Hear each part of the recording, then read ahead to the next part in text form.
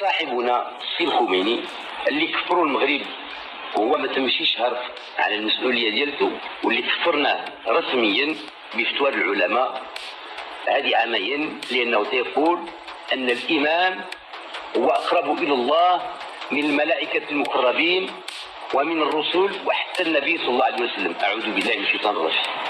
وحجاج ما اقول هنا على المنشور اللي كان تيتوزع في مراكش في يوم 6/1/84، خليك منه بعد الفقرات ديال الامام كذلك. يقول: ليكن في علمنا ان وضعيتنا الراهنه المريره ليست نتيجه لحرب الصحراء التي يشنها النظام الملكي المهزوم على الشعب الصحراوي البطل، والتي يذهب ضحيتها الالاف من ابنائنا، وليست نتيجه للجفاف كما يدعي الحسن السفاكي. انا تنقرا ما شنو ما تيرهبنيش، بل راجع الى نهب خيراتنا من طرف الامريكان والاعداء. ازيد على هذا النقطه. الذين مثلا عاشوا مخلصين للدين وللأمة كالإمام الخميني رحمه الله الذي أحدث هذه الصحوة الكبيرة الآن في عالم الإسلامي. لا شك أن الإمام الخميني هو أفضل من بعض أنبياء بني إسرائيل. عبيد السلطة رئيس دائرة الأمنية الأولى، نقول لكم بأن التواجد ديالكم تواجد غير قانوني. قانوني قانوني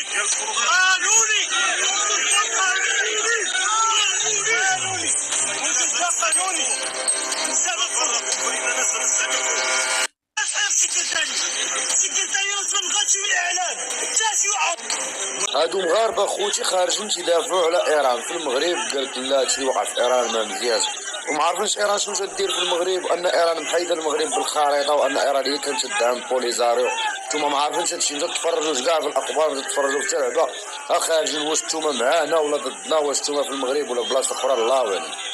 وأنا أنصح الإخوة في المغرب في الحقيقة من خلال قناتكم الكريمة، لو دخل حزب الله أو لو دخلت إيران والجزائر كذلك، لو دخلوا على الخط لانتهى الأمر خلال ساعات يعني في الصحراء الغربية. وهنا نؤكد أن التزامنا بأن يظل المغرب دولة للحق والتطور الديمقراطي لا يوازيه إلا رفضنا للاستغلال المقيت لما تنعم به بلادنا في مجال الحريات وحقوق الإنسان للتآمر ضد سيادة الوطن ووحدته ومقدساته من أي كان. لقد حل الوقت الذي يتعين على كافة السلطات العمومية مضاعفة الجهود اليقظة والتعبئة للتصدي بقوة القانون لكل مساس بسيادة الوطن، والحزم في صيانة الأمن والاستقرار والنظام العام، الضمان الحقيقي لممارسة الحريات. وبروح المسؤولية نؤكد أنه لم يعد هناك مجال للغموض أو الخداع، فأما أن يكون المواطن مغربي أو غير مغربي. وقد انتهى وقت ازدواجية المواقف والتملص من الواجب، ودقت ساعة الوضوح وتحمل الأمانة، فأما أن يكون الشخص وطنيا أو خائن، إذ لا توجد منزلة وسطى بين الوطنية والخيانة، ولا مجال للتمتع بحقوق المواطنة والتنكر لها بالتآمر مع أعداء الوطن.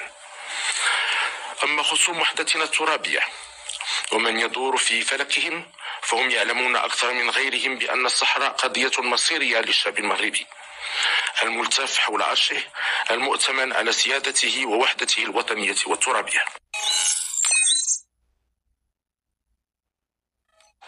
شعبي العزيز، إن التزامنا بتوفير شروط العيش الكريم لمواطنينا لا يعادله إلا حرصنا على ضمن الأمن العام وسلامة المواطنين في إطار دولة الحق والقانون. ومن هنا فإن المغرب يرفض كل الممارسات التي تستهدف المس بأمنه واستقراره، وسيتصدى لها بكل حزم ومسؤولية في إطار القانون وتحت سلطة القضاء. فمتى كان ترهيب المواطنين وتخريب ممتلكاتهم التي اكتسبوها بجهدهم وعرق جبينهم حقا من حقوق الإنسان، ومتى كان الإخلال بالأمن العام تدمير الممتلكات العمومية يدخل في إطار ممارسة الحقوق والحريات، لقد سبق لنا في خطاب المسيرة سنة 1990 أن عبرنا عن رفضنا القاطع لهذه الممارسات، ونبهنا إلى أن أي شخص إما أن يكون وطني أو خائن، فليس هناك مرتبة وسطى بين الوطنية والخيانة، كما أنه ليس هناك درجات في الوطنية ولا في الخيانة، فأما أن يكون الشخص وطني وأما أن يكون خائن. صحيح أن الوطن غفور رحيم وسيظل كذلك، ولكن مرة واحدة لمن تاب ورجع إلى الصواب.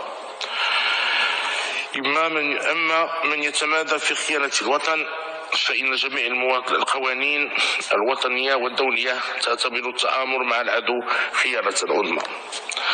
إننا نعرف أن الإنسان يمكن أن يخطئ، ولكن الخيانة لا تغتفر، والمغرب لن يكون أبدا مصنعا لشهداء الخيانة.